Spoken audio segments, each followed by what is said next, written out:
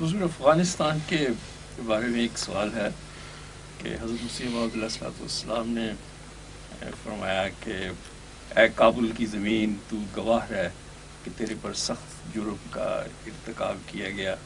اے بدقسمت زمین تو خدا کی نظر سے گر گئی کہ اس کو آپ ذرا اس کے سامنے پڑھیں، ہو سکتا ہے آپ کی آواز مجھے نہ آ رہی ہو. ہاں جی اونچی آواز میں. حضرت مسیح موعود علیہ الصلوۃ والسلام نے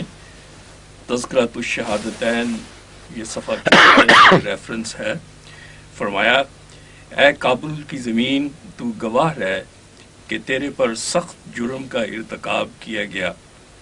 اے بدقسمت زمین تو خدا کی نظر سے گر گئی کہ تو اس ظلم عظیم کی جگہ ہے. اسی صفحہ پر حضرت مسیح موعود علیہ الصلوۃ والسلام نے یہ بھی فرمایا ہے لیکن اس خون میں بہت برکات ہیں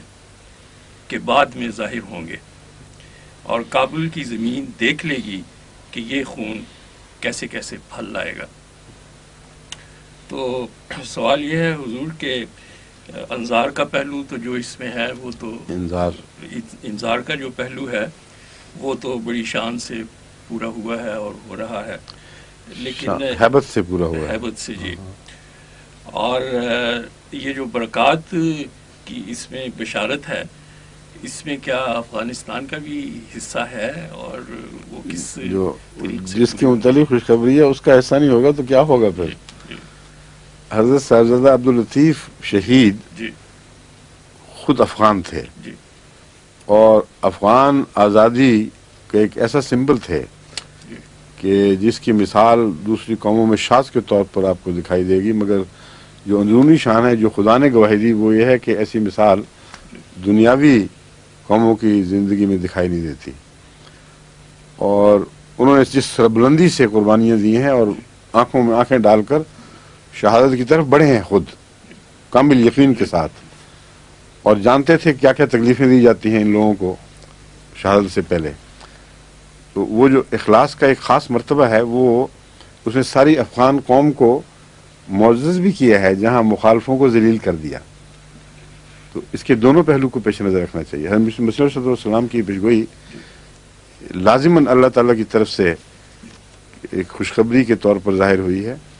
ورنہ جس طرح حضرت مسیح صلی اللہ علیہ وسلم کو تکلیف تھی وہ یک طرفہ ذہن ہی چلنا چاہیے تھا ایک عام انسان کا جس کا تعلق اللہ تعالیٰ سے نہ ہو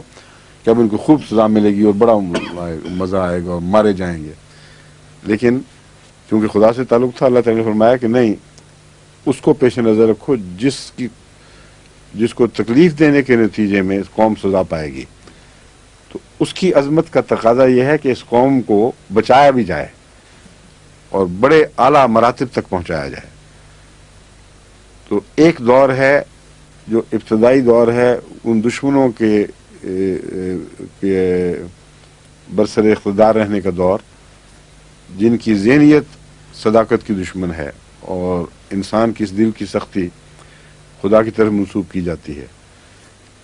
یہ دور جب مٹے گا اور یہ مٹے گا قہری تجلیات کے بعد، پے در پے سزاؤں کے بعد پھر قوموں کی سرشت بدلا کرتی ہے، یوں ہی بدلا کرتی ہے. پھر جو دوسرا دور آنے والا ہے وہ کب آتا ہے اللہ بہتر جانتا ہے، مگر اس کے آثار ظاہر ہو چکے ہیں. وہ میرے نزدیک دائمی دور ہوگا اور انہی بنی اسرائیلی صفات کے لوگوں میں سے عیسوی صفات کے مردوں کو زندہ کرنے والے پیدا ہوں گے، اور اس سب کا ثواب حضرت صاحبزادہ شہید کو ہوگا. اس کے آثار میں نے دیکھے ہیں باہر کی دنیا میں. جب بھی میں جاتا ہوں امریکہ، کینیڈا وغیرہ بھی اور یہاں بھی، وہاں افغان ملتے ہیں اور ان کے اندر نمایاں تبدیلی ہے سوچ میں. کہتے ہیں ہم اپنی قوم کے کردار سے ذلیل اور رسوا ہو گئے ہیں اور ہم شرمندہ ہیں، اور یہ جو متصب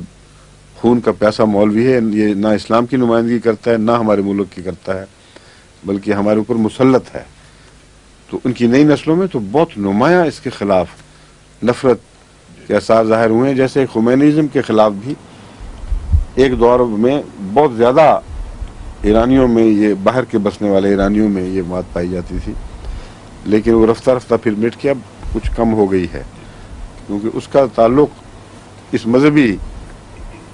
وہ ظلم سے نہیں ہے جو ایک خدا کے برگزیدہ کے مقابل پر اٹھ کر کیا جاتا ہے، لیکن یہ جو فینومینان ہے یہ اس طرح دبنے والا نہیں ہے، یہ اس خوشائن مستقبل کی صبح کا آغاز ہے جس کا ذکر حضرت مسیح علیہ السلام نے اس پیشگوئی میں فرمایا ہے۔ فرمائیے، امام صاحب کی بھائی نہیں آئی، آپ کی آنی ہے کہ نہیں؟